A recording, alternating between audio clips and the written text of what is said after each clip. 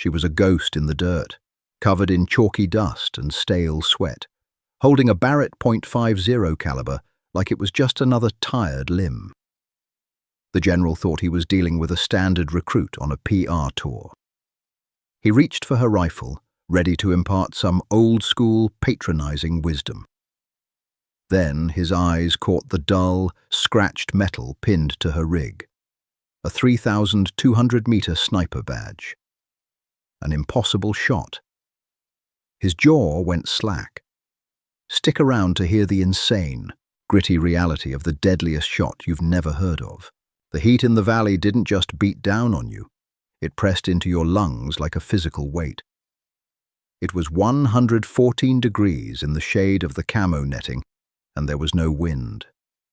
Just the stagnant, suffocating smell of burning trash from the burn pits 3 miles west, mixed with the sharp chemical tang of CLP gun oil. Cassidy Miller hated Tuesdays. Tuesdays meant inspections. She sat cross-legged in the fine, talcum powder sand of the forward operating base, a toothbrush gripped in her teeth.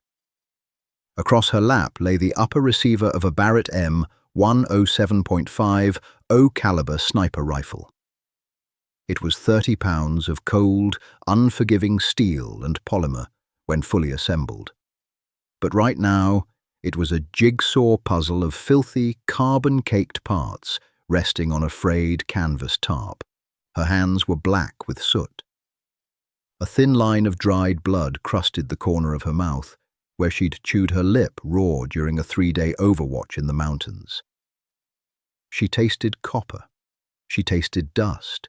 She just wanted a cold shower and 12 straight hours of sleep. But instead, she was playing mechanic because a star-spangled VIP from the Pentagon was doing a walkthrough. "Make sure your brass is shiny, ladies and gentlemen," the first sergeant had barked that morning, his voice scraping like coarse sandpaper. Cass hadn't bothered looking up. She'd spent the last 72 hours looking through a piece of glass at a compound 3 ridgelines over, calculating spindrift, humidity, and the Coriolis effect while her bladder screamed and her muscles cramped into knots of pure fire. Shiny brass was for the parade ground. Out here, shiny got you killed. She pulled the toothbrush from her mouth, spat a fleck of grit into the dirt, and began scrubbing the bolt carrier group. The bristles were black and useless. The rifle was a beast. It kicked like a mule, weighed as much as a toddler, and had a muzzle blast that could detach your retinas if you weren't braced for it. But it reached out and touched things. That was all that mattered. A low hum of diesel engines signaled the approach of the convoy. Up-armored SUVs, clean paint. The brass was here. Cass didn't scramble to her feet. She didn't feel the sudden surge of military discipline that usually accompanied a general's arrival. She felt a dull ache in her right shoulder, a deep tissue bruise that throbbed in time with her heartbeat. The recoil pad of the Barrett was a joke. It distributed the force, sure, but after sending 5 half-inch chunks of metal downrange at 3,000 feet per second, your shoulder still felt like it had been hit by a swinging baseball bat.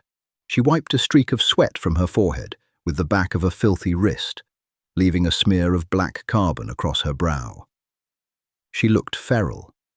She knew it. The other operators on the line, broad-shouldered men with neat beards and fresh cans of dip, stood a little taller. Cass just kept scrubbing the bolt. The crunch of boots on gravel grew louder. A gaggle of officers, their uniforms suspiciously devoid of sweat stains, marched down the firing line.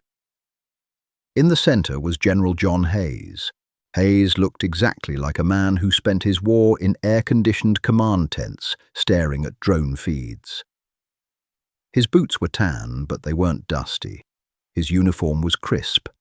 He smelled faintly of expensive citrus aftershave, a scent that violently clashed with the overwhelming odors of cordite, unwashed bodies, and porta-johns baking in the afternoon sun. Cass sighed, the sound barely escaping her throat. She slowly began reassembling the beast. Spring, buffer, bolt. The metallic clack-clack of the heavy parts seating into place was the only sound she cared about. She slammed the upper and lower receivers together, pushing the takedown pins through with the heel of her hand. The metal was already hot to the touch, baking in the ambient air. "Stand to," a lieutenant hissed from the end of the line. Cass rose. It wasn't a crisp, heroic spring to attention. It was the slow, deliberate uncoiling of a spine that had been compressed by 30 pounds of body armor and a 90-pound ruck for the better part of a decade. Her knees popped, loudly. She stood beside the Barrett, which was now resting on its bipod on a sandbag. She didn't look at the general. She looked through him, her eyes fixed on the shimmering heat mirage rising off the dirt 100 yards away. General Hayes walked the line, dispensing tight nods and clipped words of encouragement. He was playing the part of the fatherly commander, the man who understood the troops. It was an act Cass had seen a dozen times. He stopped in front of the man to Cass's left. "Good work, son. Keep your head down." "Sir." Then Hayes stepped to the right. He stopped in front of Cass. The silence that fell over their small section of the firing line was immediate and thick. The general's entourage, 2 nervous aides and a hovering sergeant major, paused. Hayes looked at Cass. He looked at her small frame, standing barely 5'7", swamped in a plate carrier that looked a size too big, her face smeared with gun oil and dirt. Then he looked down at the weapon resting on the sandbags. The M107. A patronizing smile crept onto the general's face. It was the kind of smile that made Cass's teeth grind together. "Well now," Hayes said, his voice booming with forced joviality. "That is a whole lot of gun for a young woman." Cass blinked, slowly. The sweat stung her eyes, but she didn't flinch. "It gets the job done, sir." Her voice was flat, dead, devoid of the required military deference. She wasn't being insubordinate. She simply lacked the energy to pretend. Hayes chuckled, looking back at his aides as if inviting them in on the joke. They offered weak, obligatory smiles. "I'm sure it does. Spotter, mostly. Or do they have you logging DOPE for the big boys?" He was asking if she was just the mathlete, the one who calculated the data on previous engagements while a man pulled the trigger. "I run the gun, sir," Cass said. She shifted her weight. A blister on her left heel tore open. A sharp, hot spike of pain shot up her ankle. She ignored it. Hayes raised an eyebrow. He clearly didn't believe her, or at least didn't believe she did it well. He stepped forward, closing the distance between them. The smell of his citrus aftershave was overpowering now, making Cass slightly nauseous. "Mind if I take a look?" he asked. But it wasn't a question. Before Cass could answer, Hayes reached out. He didn't grab the rifle by the carry handle. He grabbed the barrel. Cass's hand shot out, her fingers wrapping around his wrist with the speed of a striking snake. Her grip was like a vice, forged by years of dragging dead weight and hanging off skids of helicopters. The general froze. The sergeant major stepped forward, his face flushing dark red. "Petty officer?" "Barrel's hot, sir," Cass said, her voice dropping an octave, losing any trace of military courtesy. "Fired a clearing string 20 minutes ago. It'll take the skin off your palm." She held his wrist for a second longer than was necessary, feeling the sudden spike in his pulse beneath her calloused thumb, before letting go. Hayes cleared his throat, pulling his hand back awkwardly. He looked down at the fluted steel barrel, realizing the heat radiating off it was warping the air. He tried to recover his dignity by adjusting his posture. "Right. Good catch, sailor." He reached down again, this time properly grasping the carry handle, and lifted the rifle. His shoulder dipped. He hadn't expected the sheer, unbalanced weight of the weapon. 30 pounds doesn't sound like much until it's concentrated in a steel pipe and an oversized bolt. He strained, his bicep tightening under the fabric of his uniform. Attempting to hold the weapon at the low ready, Cass watched him struggle. The M107 was an awkward, front-heavy bitch of a weapon. To hold it steady required a specific skeletal lock, a way of resting the weight against your hip and letting your bones do the work instead of your muscles. Hayes was trying to muscle it. His arms were shaking slightly. "Heavy piece of machinery," Hayes grunted, trying to sound casual as he lowered the rifle back onto the sandbags. He was breathing a little harder now. "Takes a lot of shoulder to absorb that recoil. Surprised they haven't moved you to an SR-25 or a nice 6.5 Creedmoor, something a little more manageable." Cass stared at the heavy bolt of her rifle. She thought about the mountain. She thought about the 3 days lying in a puddle of her own urine, slowing her heart rate, waiting for a high-value target to step out of a cave. She thought about the mathematical impossibility of the shot she had taken, the curvature of the Earth, the rotation of the planet. "I manage fine, sir," she said softly. Hayes smiled again, dusting off his hands.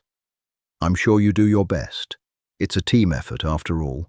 He stepped closer, intending to inspect her kit, to play the thorough commander looking at the gear of his troops. His eyes swept over her faded camouflage, the frayed edges of her magazine pouches, the dirt caked into the Velcro of her admin pouch. He was looking for a deficiency, an unbuttoned pocket, a missing carabiner. Instead, his eyes locked onto a small, rectangular piece of dull, gunmetal grey brass, pinned securely beneath the flap of her chest rig. It wasn't a standard issue ribbon. It wasn't a medal you got for sitting in a chow hall in Kuwait. It was a custom-milled pin, roughly the size of a matchbox, jagged at the edges. Etched into the dark metal, scratched and faded by blowing sand, were 3 numbers and a letter. 3200M. General Hayes stopped. The forced smile vanished from his face, replaced by a sudden, severe slackness in his jaw. The silence on the firing line deepened, shifting from respectful quiet to a heavy, suffocating vacuum.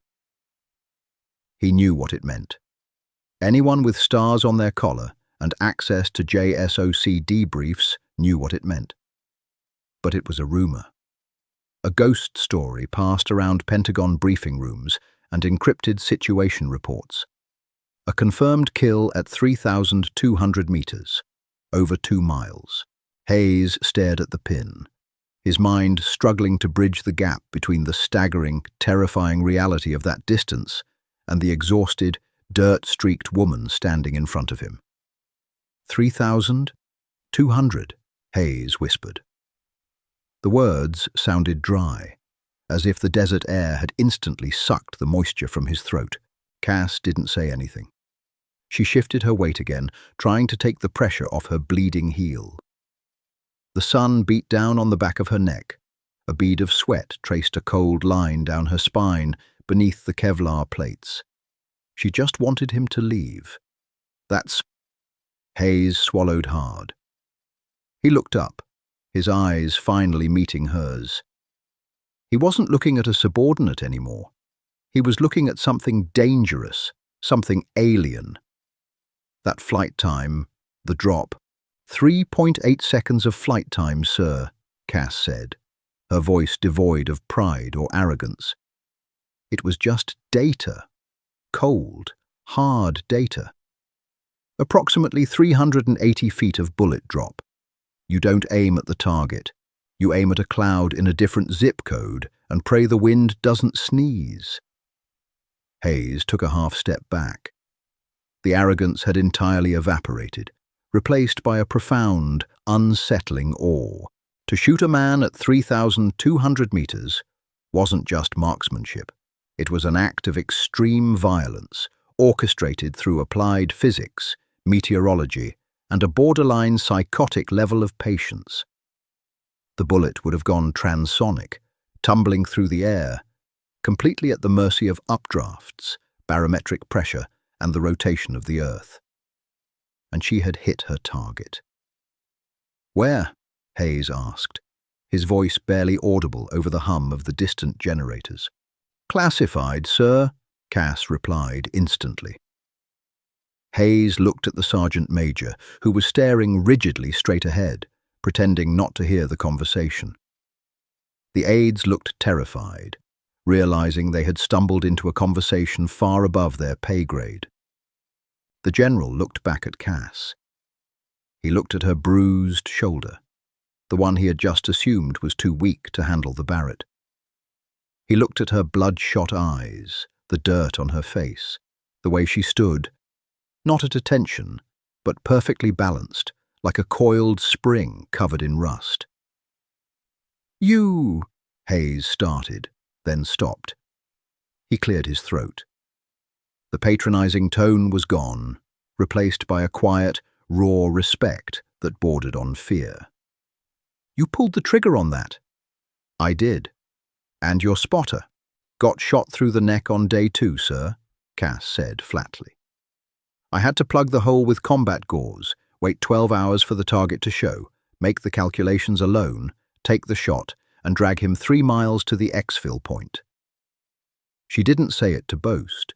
She said it because she was tired, and she wanted the general to understand exactly how little she cared about his clean boots and his opinions on her rifle.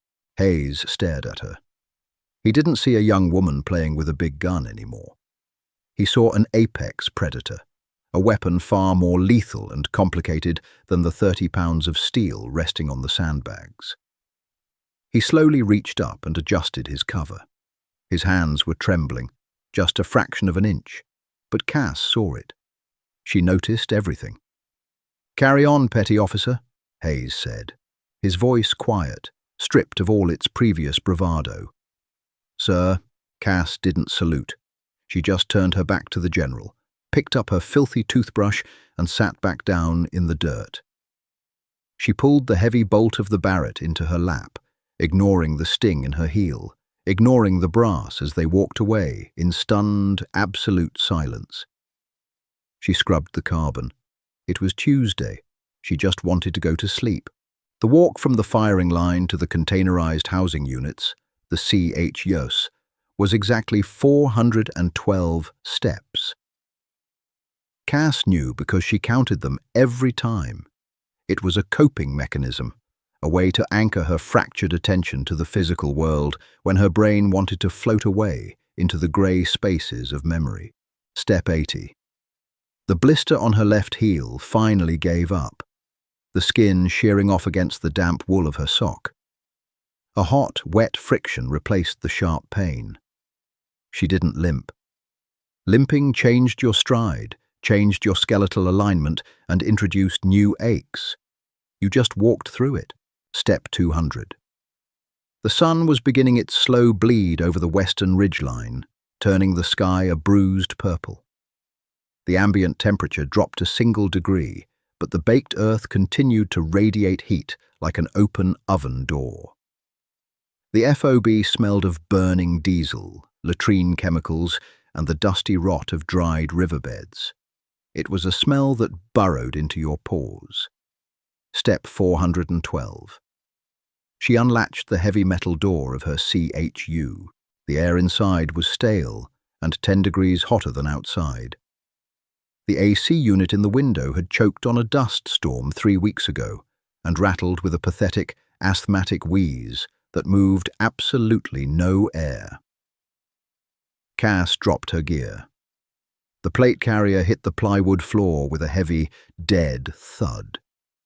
Her helmet followed, the night vision mount clattering against the wood. She sat on the edge of her cot. The springs groaned. For 10 minutes, she didn't move. She just stared at the opposite wall, tracking a line of rust that bled down from a rivet in the corrugated metal. Her right shoulder throbbed, a deep, rhythmic pulse of pain that kept time with her heart. The general thought she was some kind of machine, a living weapon. She looked down at her hands. They were trembling. Just a micro-tremor in the fingers, invisible to anyone but her, but it was there. It was always there after a deployment. The adrenaline took days to flush out of the central nervous system. Cass unlaced her boots, peeling the stiff leather away from her shins. The left sock was stained a rusty brown at the heel. She tossed it into a mesh laundry bag that already smelled like a locker room left to rot in a swamp. She needed a shower, but the water would be cold and smell like heavily chlorinated rust. Instead, she grabbed a package of baby wipes from the small footlocker beside her bed. This was the glamorous reality of the Tier 1 operator. She wiped the carbon and sweat from her face, watching the white cloth turn black, then brown. She wiped the grit from the back of her neck. She wiped the dried blood from her lip. 3.8 seconds. The general's awe had disgusted her. He looked at that pin and saw a superhero. He saw a line item on a fitness report, a myth to tell at Pentagon dinner parties. He didn't see Donovan. Cass closed her eyes, pressing the dirty baby wipe against her forehead. The darkness behind her eyelids wasn't empty. It was filled with the blinding glare of the Hindu Kush sun reflecting off snowpack. It was filled with the sound of a man drowning in his own blood. She lay back on the thin, scratchy wool blanket of her cot. She was utterly exhausted, bone-tired in a way that sleep couldn't fix, but her brain was wide awake, spinning up the old tapes, forcing her to watch. It hadn't been a heroic shot. It had been an act of sheer, desperate terror. Day 2 on the mountain. Elevation, 9,000 feet. The air was thin, biting cold at night and blindingly hot during the day. They were tucked into a jagged fissure of shale, covered by a thermal-defeating tarp coated in local dirt. Donovan was on the spotting scope. Cass was on the gun. They had been motionless for 28 hours, drinking water through rubber tubes in small measured sips, urinating into thick plastic bags. The target was a warlord who moved weapons through the valley below. They knew he was coming. They just didn't know when. Then, the crack. It wasn't a booming echo. It was a sharp, supersonic snap that whipped through the air a millisecond before the sound of the gunshot reached them from across the valley. Donovan jerked. He didn't scream. He just grunted, a soft, surprised sound, and slumped sideways against the shale. Cass hadn't thought. Training took over. She rolled, pulling the medical kit from her chest rig. The bullet, likely a random pot shot from a shepherd who had spotted the glare off a lens, or maybe a counter-sniper getting lucky, had caught Donovan in the side of the neck. It missed the carotid by a fraction of a millimeter, but clipped the jugular and shattered his collarbone. The blood was impossibly bright. It sprayed across the grey rocks, warm and sticky. Sensory recall, the smell, heavy iron, fresh copper, mixed with the acrid stench of adrenaline-laced sweat. The texture, the slick, hot friction of Donovan's blood coating her hands as she jammed combat gauze into the ragged hole. The frantic, desperate pulse pushing against her fingers. The sound, his gurgling breath, the wet tear of the packaging, the wind whistling through the shale. "Hold on, hold on, hold on," she had chanted, a meaningless mantra, pressing her entire body weight against his neck to stem the flow. He was in shock, his eyes wide and unseeing. He couldn't speak. He couldn't spot. They were 2 miles away from the exfil point.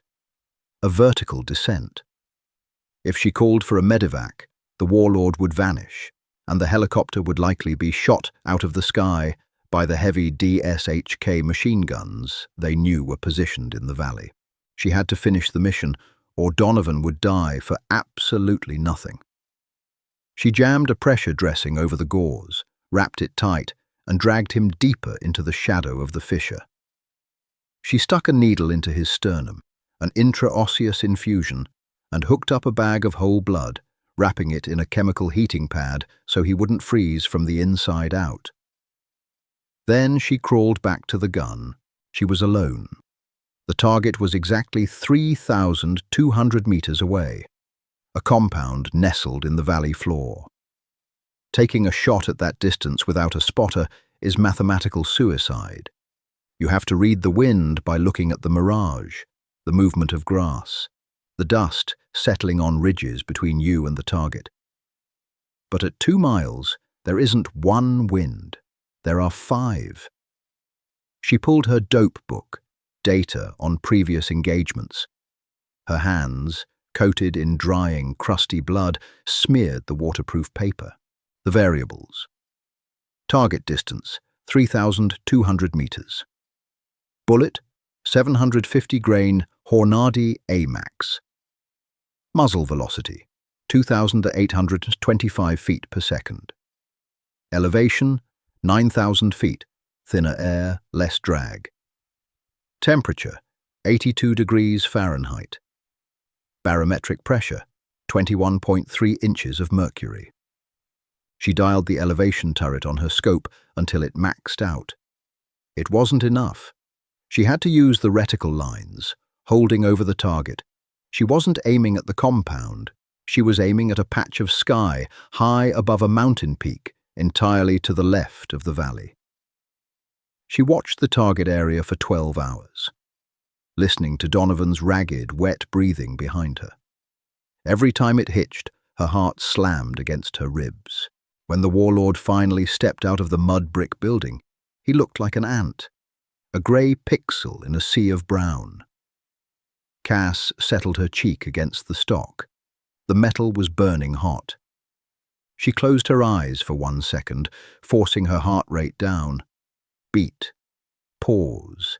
Beat. Pause. She opened her eyes. She checked her bubble level. She checked her wind calls. She exhaled slowly, emptying her lungs, entering the natural respiratory pause. The world went dead, silent. She squeezed the heavy trigger. The Barrett erupted. The muzzle brake violently redirected the expanding gases backward and outward, kicking up a blinding cloud of dust and shale. The recoil punched her shoulder like a sledgehammer, knocking her crosshairs completely off the target. She couldn't see the impact. She didn't have a spotter to track the vapor trail of the bullet. 3.8 seconds. She counted in her head, fighting through the dust, racking the heavy bolt to load a second round, her eye desperately searching through the scope. 1, 2, 3, 4. When the dust cleared, the grey pixel was on the ground. The men around him were scrambling, looking up at the mountains, pointing blindly. She didn't cheer. She didn't feel relief.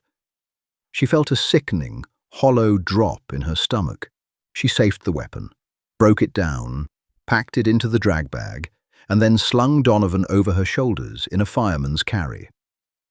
She walked 3 miles down a mountain in the dark, her knees buckling with every step, her lungs screaming for oxygen, talking to a man who had passed out 6 hours ago. That was the badge. That was the myth. It was just blood, math, and the desperate fear of losing a friend. Bang, bang, bang. The sound shattered the memory. Cass jerked upright on the cot, her hand instinctively dropping to the K-bar knife she kept lashed to the bed frame. Her heart hammered wildly, a cold sweat breaking out across her chest. "Miller, you decent?" It was Chief Petty Officer Davis. His voice was muffled by the corrugated steel door. Cass dragged her hand down her face, forcing her breathing to slow. "Yeah, Chief, what is it?" "Gear up, clean uniform. Commander Reed wants you in the TOC in 10. Cass frowned in the dark. "The Tactical Operations Center. You didn't get called to the TOC at 1900 hours for a commendation." You got called because something had gone sideways, or because someone had a bright idea that involved ruining your life. She swung her legs over the edge of the cot. Her blister screamed in protest as she jammed her foot back into the stiff leather boot. She didn't bother lacing them all the way up, just wrapping the cords around the ankles and tying a sloppy knot. She grabbed a clean blouse from her locker, shaking out the dust before putting it on over her stained t-shirt. The walk to the TOC was different. The sun was gone, replaced by the stark, artificial glare of floodlights that bathed the FOB in harsh, unforgiving white. The heat was still there, but now it was a dead, suffocating blanket rather than a burning ray. The TOC was a massive, reinforced tent complex, heavily sandbagged on all sides. As Cass pushed through the heavy blackout curtains at the entrance, the change in environment was violently jarring. The air conditioning was cranked to a frigid 65 degrees. The air smelled of burnt coffee, ozone from the server racks, and synthetic carpet.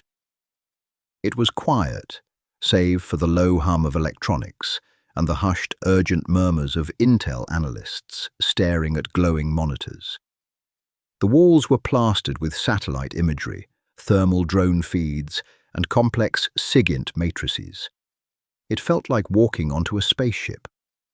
"Petty Officer Miller," Cass turned.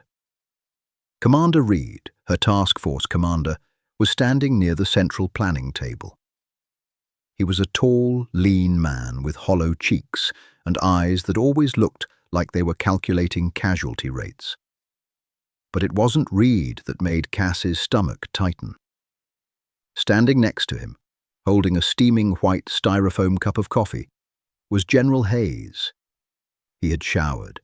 He was wearing a fresh uniform. The citrus aftershave was gone, replaced by the sterile scent of the TOC. Hayes was looking at her differently now. On the firing line, he had looked at her like a piece of equipment to be inspected. Now he was looking at her like a winning lottery ticket. "Commander," Cass said, stopping 3 paces away. She didn't salute. They were in a combat zone, indoors. But she locked her posture into a rigid parade rest, ignoring the burning in her heel. "At ease, Miller," Reed said, motioning to the table. "Step up." Cass walked forward. The table was dominated by a large, high-resolution satellite map of a deeply cragged terrain. It wasn't local. The color palette was wrong. Too much grey stone, not enough tan sand. "General Hayes brought something to my attention," Reed began, his voice carefully neutral. Cass knew that tone. It was the tone officers used when they were being forced to do something stupid by someone with more stars on their collar. "I was reviewing your jacket, Miller," Hayes interjected, stepping closer to the table. His voice was softer now, trying for an intimate, conspiratorial tone. "The commander here was telling me you're due to rotate home in 3 weeks." "Yes, sir," Cass said. Her eyes flicked to the map, mapping contour lines by habit. "I'm afraid we're going to have to extend your tour," Hayes said. He didn't sound sorry at all. Cass didn't blink. She didn't show the sudden, crushing weight that fell onto her chest. 3 weeks. She had been counting the days. She could almost taste the cold beer and the salty air of Coronado. "Understood, sir," she said flatly.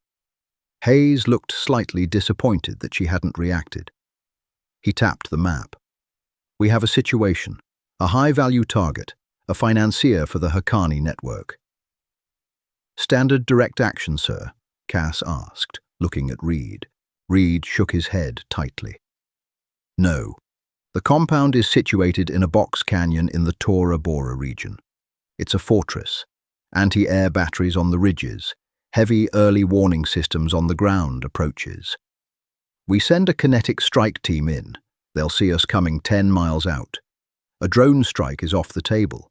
The target is holding 3 Western NGO workers as human shields in the primary structure." Cass studied the map. The contour lines were stacked incredibly tight.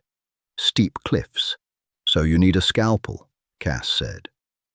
"Exactly," Hayes smiled, a grim, satisfied stretching of his lips.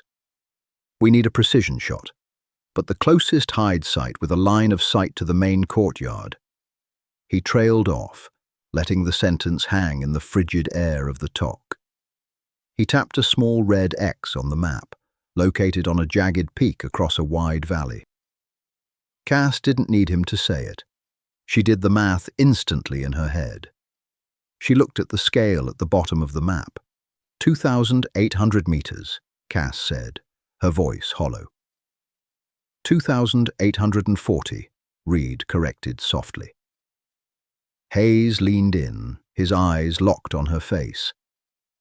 "They tell me you're the only person in this hemisphere with confirmed dope past 2,500 meters. They tell me you're a ghost." "I need a ghost, Miller." Cass stared at the red X on the map. It wasn't a compliment. It was a death sentence. To take a shot from that distance meant hauling a massive rifle, ammunition, water, and survival gear up a sheer cliff face, sitting in freezing temperatures for days, and hoping the wind didn't betray her. She looked at Hayes. He was waiting for her to accept the challenge, to puff out her chest and embrace the mythology he had built around her in the last 4 hours. She felt the dull ache in her shoulder. She felt the wet slide of blood in her boot. She thought of Donovan, currently sitting in a VA hospital in San Diego, learning how to speak again through a plastic tube in his throat. "I'll need a new spotter, sir," Cass said, her voice devoid of any emotion, cold and dead as the air conditioning. "And I'll need 100 rounds of match-grade AMAX by tomorrow morning." Hayes grinned. "Whatever you need, petty officer." Cass turned away from the table, breaking eye contact with the general. She didn't feel like a hero. She felt like a hammer being picked up by a carpenter who had no idea how deep the nails were buried. "If you'll excuse me, sirs," Cass said, walking backward towards the heavy blackout curtains. "I have brass to polish." She stepped out of the freezing TOC and back into the suffocating, dusty heat of the Afghan night. The darkness swallowed her whole, and for a moment, Cass Miller wished she could just disappear into it forever. But ghosts didn't get to disappear. They just haunted the places where the living were too afraid to go. The MH-47. Chinook flared, its massive twin rotors beating the thin, freezing mountain air into a violent tempest. Cass didn't wait for the wheels to touch down. The ramp dropped, and she stepped backward out into the pitch-black void of the Hindu Kush. A 90-pound rucksack strapped to her spine, and the Barrett drag bag clutched in her right hand like an oversized coffin. She hit the scree slope hard. Her knees absorbed the shock with a sickening pop that felt loud enough to wake the entire valley. Beside her, Petty Officer First Class Garrett hit the dirt, stumbling slightly under the weight of his own gear. Garrett was 26. He had a squared-off jaw, bright eyes that hadn't yet been dulled by staring at too many dead bodies, and a reputation as the best spotter in Charlie Platoon. He also talked too much. The Chinook pitched its nose down and swallowed itself into the night sky, taking the roar of the engines with it. Silence slammed into them. It wasn't a peaceful quiet. It was the heavy, oppressive silence of 10,000 feet of elevation. The temperature was 14 degrees Fahrenheit, but the wind chill coming off the glacial caps made it feel like absolute zero. Cass didn't speak. She tapped Garrett's helmet twice, move, and began the ascent. General Hayes had pointed at a red X on a map in a 70-degree room. He hadn't felt the way the shale gave way under a combat boot. He didn't know that climbing a 60-degree incline with a sniper rifle meant using your fingertips to find holds in freezing rock while your lungs burned as if you were inhaling battery acid. For 4 hours they climbed in the dark. Sensory recall, the smell, the sharp, sterile scent of ionized mountain air, entirely devoid of life, mixed with the sour, hot smell of their own trapped sweat freezing against the inner layers of their thermals. The texture, the jagged, unforgiving bite of granite through heavy mechanics gloves, the slick, treacherous ice that formed on the shale, the sound, the rasping, desperate wheeze of Garrett's breathing behind her, the clinking of a carabiner against a rifle sling, Cass's thigh muscles locked, cramping violently. She paused, driving the toe of her boot into a narrow fissure, leaning her weight against the rock face. She closed her eyes, panting, letting the cold air sear her throat. "You good, Miller?" Garrett rasped. His voice was a strained whisper over the comms. "Check your spacing," Cass replied, her voice flat. She didn't have the oxygen to reassure him. They reached the designated hide site at 0300 hours. It wasn't a cave. It was a slight depression in the ridge, an overhanging shelf of slate that offered a narrow, horizontal slit overlooking the valley below. They moved with practiced, mechanical efficiency. There was no room for error. Cass unrolled the thermal defeating blanket, staking it into the frozen earth to mask their heat signatures from any drones or patrols. They crawled under it, sealing themselves into a space no larger than a dining room table. Instantly, the temperature inside the hide became a humid, claustrophobic nightmare. Cass unzipped the drag bag. In the red glow of her headlamp, she began assembling the Barrett.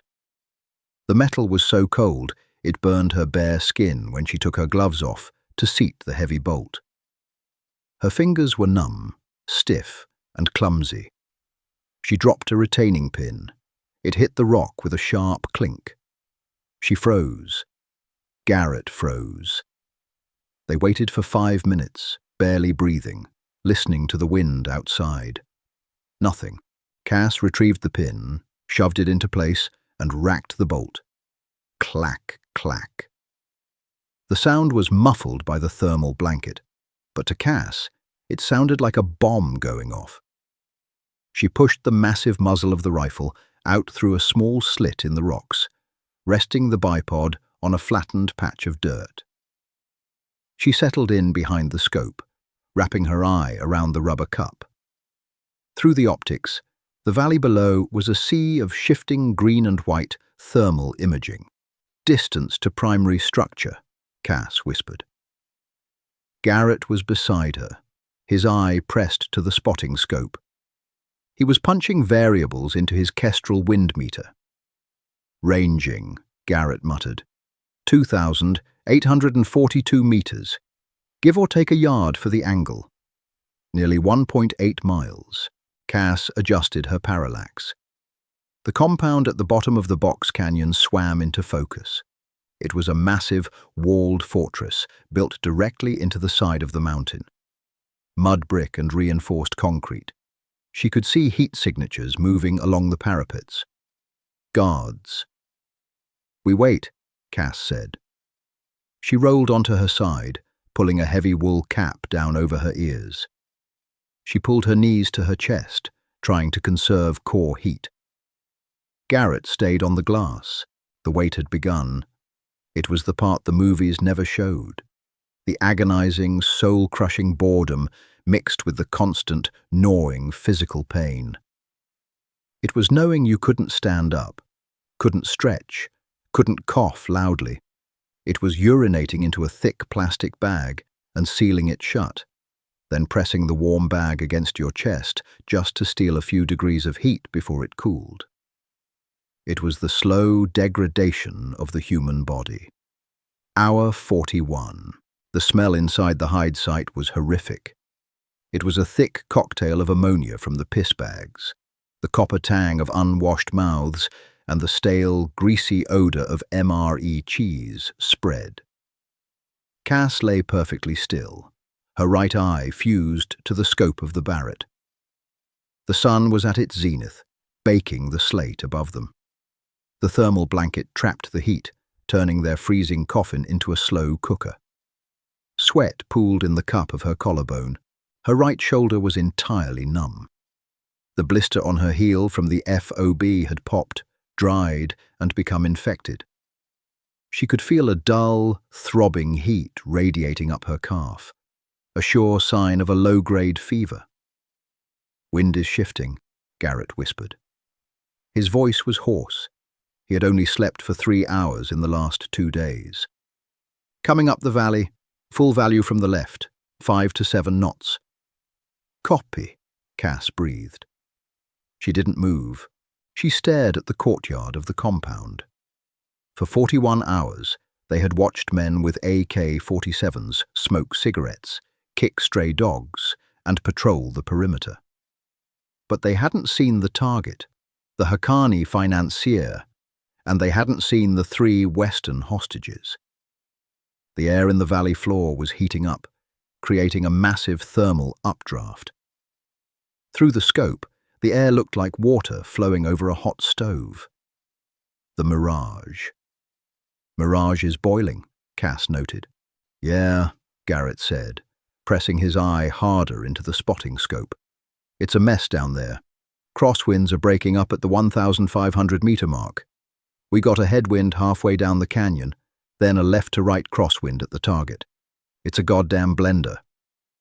Shooting a .50 caliber bullet 2,800 meters was hard enough in a vacuum. Shooting it through 3 different wind zones over a severe downward angle with a boiling mirage was pushing the absolute limits of ballistics. The bullet would be in the air for over 3 seconds. A gust of wind 2 miles away could push the heavy round 10 feet off target. Suddenly, a sharp crackle of static broke the silence in Cass's earpiece. "Ghost One, this is TOC. Sitrep. Over." It was Commander Reed. But in the background, Cass could hear General Hayes's voice, sharp and agitated. Cass closed her eyes for a fraction of a second. She keyed the mic taped to her chest. "TOC, Ghost One. No change. Target has not emerged. Over." "Ghost One, be advised. SIGINT intercepts indicate target is preparing to move the packages. You need to take the shot the second you have visual. Do not let them load vehicles. Acknowledge." Cass's jaw tightened. "Do not let them load vehicles." That meant taking a snapshot on a moving target at 1.8 miles. Hayes was treating this like a video game. He didn't understand the physics. "TOC, Ghost One. I cannot take a moving shot at this distance through this wind tunnel.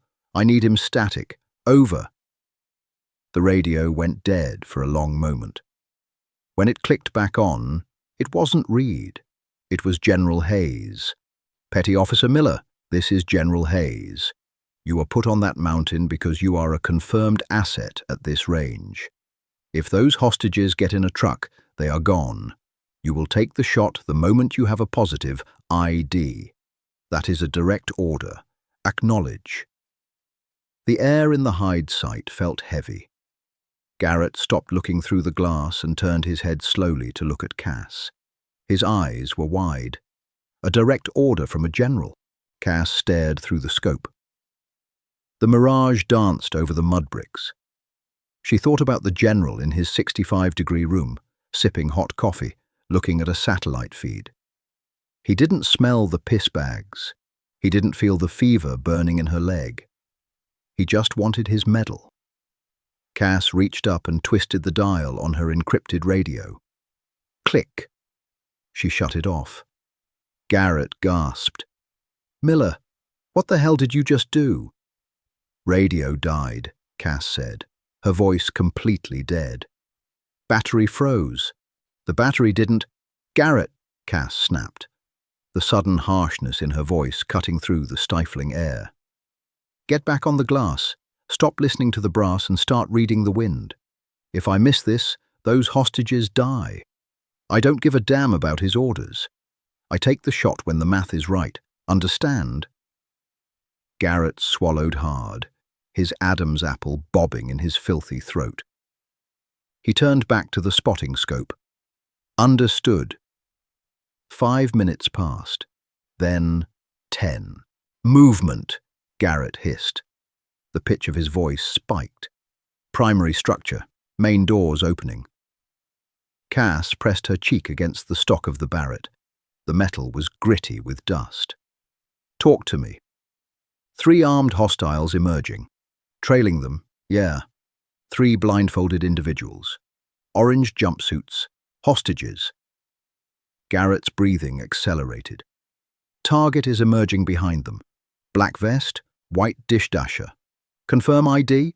Cass tracked the crosshairs across the courtyard. She found the man in the black vest. He was barking orders, pointing toward a pair of Toyota Hilux trucks parked by the gates. Target confirmed, Cass breathed. They're moving to the trucks, Miller, Garrett said, panic bleeding into his voice. Distance is 2,845. He's walking. If he gets in the truck, I see it. Wind is shifting again. We got a 10-knot gust coming from the right at the 2,000-meter mark. It's going to push the round left. Cass reached up and dialed her windage turret. 3 clicks. She dialed the elevation. She maxed it out. Just like on the mountain with Donovan, it wasn't enough. I have to hold over, Cass said. Her voice was terrifyingly calm. It was the voice of a machine powering on. She moved the reticle off the target. She didn't aim at the man in the black vest. She aimed at the second-story window of a building 40 feet above him and 15 feet to his right. She was aiming at nothing. He's at the truck, Miller. He's opening the door. Garrett was gripping the spotting scope so hard, his knuckles were bone white. Wind? Cass asked. Unstable. Full value right, then a headwind, then a left cross. I don't know, Cass. It's everywhere. Cass shut him out. She shut out the pain in her leg. She shut out the smell. She shut out the memory of Hayes's arrogant voice. She looked at the mirage. She watched the way the dust kicked up in the courtyard, the way the flags on the trucks fluttered, the way the heat waves rippled across the canyon. She felt the math. The target paused at the door of the truck. He turned back to yell at one of the guards pushing a hostage. He stopped moving. Cass exhaled. She emptied her lungs completely, letting her chest sink into the dirt. Her heart rate plummeted. Beat, pause, beat, pause. She applied 4 pounds of pressure to the trigger. The glass rod snapped. 4 pounds of pressure. That was the exact metric required to break the sear on the Barrett's trigger. Cass didn't pull it. She willed it to break. The glass rod snapped. Then the world tore itself apart. The detonation inside the confined rock shelf wasn't merely a sound. It was a physical assault, a concussive shockwave that punched the oxygen straight out of Cass's lungs.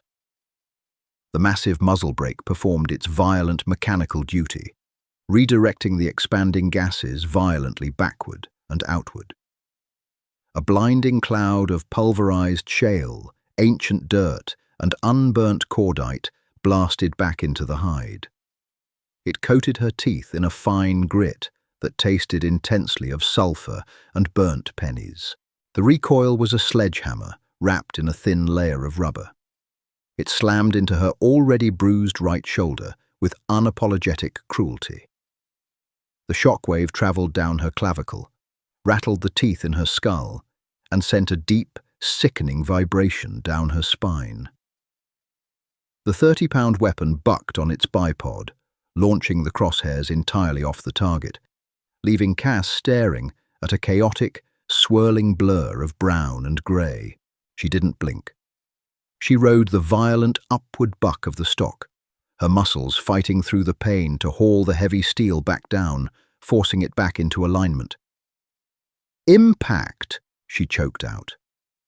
Her voice sounded thin, metallic, entirely distorted by the ringing in her ears that screeched like a dying jet turbine.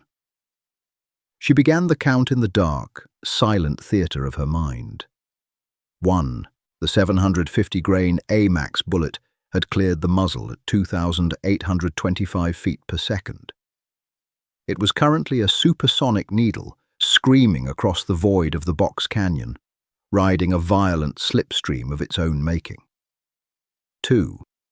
It was crossing the first ridge, slamming into the invisible wall of the headwind. The aerodynamic drag was brutal. The heavy bullet was decelerating rapidly, dropping out of the sky like a thrown stone, the gravity of the earth clawing at its mass. 3. Transonic zone. The bullet destabilized. It wobbled, buffeted by the chaotic, swirling thermals boiling up from the canyon floor. It was completely at the mercy of the elements now. Pushed left, pushed right, a blind passenger in a violently shifting tempest. Barrett was coughing violently beside her, his eye glued to the rubber cup of the spotting scope, desperately trying to see through the suspended dust hanging in the hide. Wait. 3.4. Down in the courtyard, 2,845 meters away, the target was still frozen in the act of turning toward the truck. The sound of the gunshot hadn't even reached him. He lived his last 3.4 seconds in absolute, undisturbed silence, completely unaware that the air around him had already been mathematically claimed. The bullet struck. Through the settling dust in her own optics, Cass found the courtyard just in time to witness the kinetic transfer of energy. It wasn't clean. It wasn't cinematic. The man in the black vest didn't dramatically throw his hands up or spin in a circle. A half-inch piece of solid brass and lead, even decelerated by nearly 2 miles of atmosphere, carries the sheer force of an anvil dropped from a 2-story window. It hit him center mass. His chest simply ceased to exist in its previous form. It caved inward with a violent, catastrophic collapse, completely destroying his sternum, his heart, and his thoracic spine in a fraction of a millisecond. The remaining kinetic energy threw his dead weight backward with horrifying velocity. He slammed into the heavy steel door of the Toyota Hilux. The metal door buckled deeply under the impact, groaning under the transferred force. He slid down the white paint, leaving a thick, dark, gelatinous smear that looked obscenely bright against the dusty metal. He hit the dirt. He did not twitch. He did not breathe. He was instantly, irrevocably extinguished. "Target is down," Barrett whispered. His voice was a thin, trembling rasp. He pulled his face away from the spotting scope and stared at the dirt floor of the hide, his chest heaving as if he had just sprinted a mile. "Holy Jesus Christ, Miller! Center punch! He's dead! He's just gone!" Cass felt nothing. No triumph. No righteous vindication. No relief. Just a cold, heavy void expanding in her chest where the adrenaline had been burning seconds before. She was utterly hollow. She violently racked the heavy bolt backward. The smoking brass casing ejected, spinning through the cramped air, and landed directly against her calf. The metal was searing hot, burning instantly through the Nomex fabric of her pants. She smelled singed hair and roasting flesh. She didn't move her leg. She simply chambered a second round. Clack, clack. The sound was brutally loud, metallic, and indifferent in the ringing silence. Down in the valley, the speed of sound finally caught up to the speed of death. The roaring crack of the rifle echoed off the canyon walls, arriving in the courtyard like rolling thunder. Chaos consumed the compound. Guards scattered like roaches exposed to sudden light. They dropped their rifles, screaming, pointing at the sky in blind panic, assuming a drone was circling above. They completely abandoned the 3 hostages in orange jumpsuits, who huddled together in the dirt, terrified and blindfolded, waiting for a hellfire missile that wasn't coming. "They're running," Barrett panted, wiping a thick mixture of sweat and dust from his eyes, smearing it across his forehead. "They're leaving the packages. The courtyard is clear." Cass kept her eye behind the glass. She watched the dead man. She watched the dark pool expanding in the dust around his torso. She watched for 20 excruciating minutes until the low, rhythmic, thumping vibration of Black Hawk rotors beat against the mountain. The quick reaction force was swooping in low over the ridgelines to secure the abandoned hostages. "Mission accomplished," Garrett said, his voice finally stabilizing. He looked at Cass. Through the heavy grime, his eyes held a terrifying mixture of horror and absolute, reverent awe. He was looking at her the exact same way General Hayes did. He was looking at a monster. Cass hated that look more than she hated the suffocating smell of the hide. "Break down the gun," she rasped, her throat bleeding from the cordite and severe dehydration. "Pack the trash. I'm not leaving our DNA or our piss bags for the local patrols." The exfiltration was a slow, agonizing descent into physical purgatory. Moving downhill under a 90-pound rucksack with ruined joints is infinitely worse than climbing up. Every step was a controlled, painful fall. Cass's left heel, where the blister had ruptured, dried and festered, was a balloon of liquid fire. With every impact against the steep shale, a fresh, sickening spike of heat shot up her tibia, settling deep in the cartilage of her knee. Night fell rapidly, dragging the temperature back down to a punishing 12 degrees. The sweat that had soaked her base layers during the sweltering day now froze against her skin. A crust of ice forming on the collar of her shirt and the inside of her plate carrier. The sensory reality of the descent was a nightmare. The smell of her own body was inescapable. A rancid, sharp odor of ammonia, fear sweat and rotting skin. The texture of the drag bag handle dug a deep, bruised trench into the palm of her right hand, the nylon webbing frozen as stiff as iron. She heard the frantic, labored wheezing of Garrett's breath behind her, accompanied by phantom sounds. Auditory hallucinations bred by profound sleep deprivation. Cass kept hearing a radio crackling in the dead air, a voice whispering her name in the wind, the wet, gurgling sound of Donovan choking on his own blood from a mountain a lifetime ago. She didn't stop. She couldn't. If she stopped, the muscles in her legs would lock into rigid slabs of concrete, and she would die on the side of the mountain.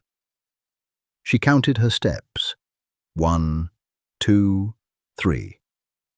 When she lost count, she started over. Her mind fractured into small, isolated fragments of consciousness, floating untethered from the agony of her failing body. She was nothing but a ghost, hauling a machine through the dark. 32 hours later, their boots finally hit the paved tarmac of the forward operating base. The transition was violently jarring.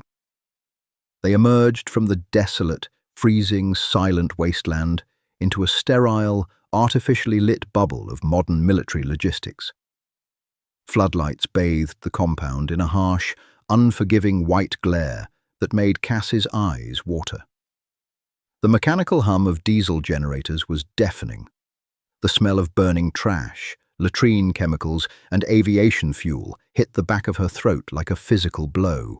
They walked like the undead. Cass's uniform was entirely stiff, caked in a thick, rigid armor of dried mud, sweat, and bile from when she had dry-heaved halfway down the mountain.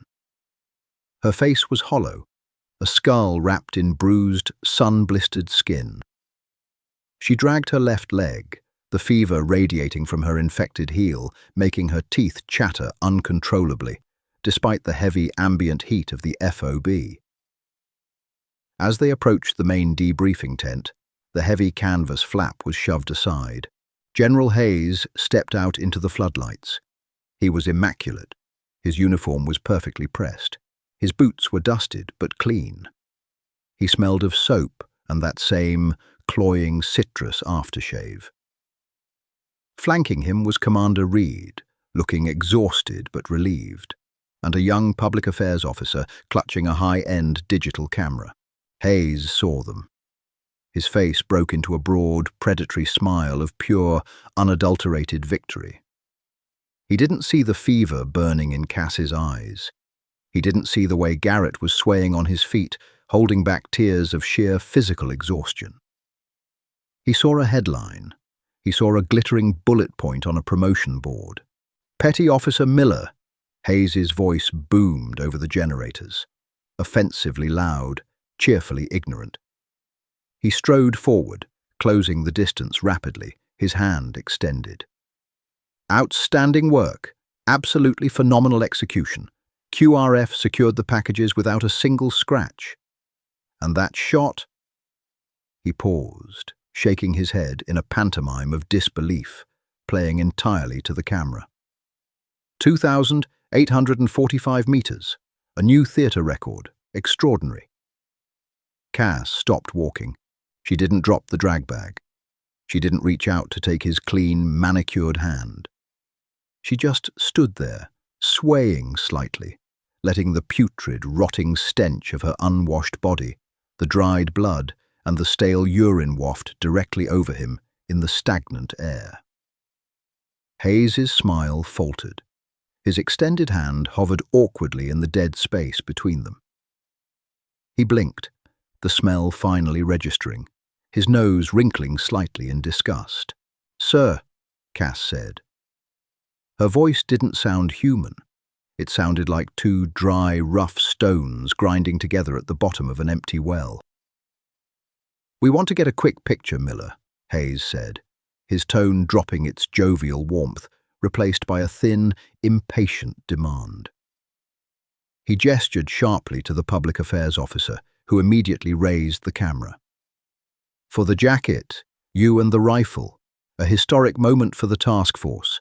Commander Reed stepped forward, a flicker of genuine concern crossing his lined face. "General, perhaps we should let the petty officers hit the medical tent first. They look—" "Just one picture, Commander," Hayes snapped, his eyes locking onto Cass. The underlying command was clear. Dance for the camera. Play the hero. He wanted his trophy documented. He wanted the ghost captured in digital pixels so he could confidently claim he owned it. Cass stared at the black lens of the camera. Then she shifted her hollow, bloodshot eyes back to the general. Her right hand opened. The nylon strap of the drag bag slipped from her bruised, blistered palm. The 30-pound Barrett M107 hit the tarmac. It didn't clatter. It fell with a heavy, dead, sickening thud, the unmistakable sound of an anvil hitting concrete. The heavy steel and polymer shattered the thin layer of sand on the ground, kicking up a sudden, chalky cloud of dust that drifted directly onto the toe of the general's polished tan boots. The silence that followed was absolute. Even the generators seemed to quiet down in deference to the moment. Garrett froze. Reed held his breath. Hayes took a half-step back, his mouth opening in genuine shock. Dropping a primary weapon was a cardinal sin.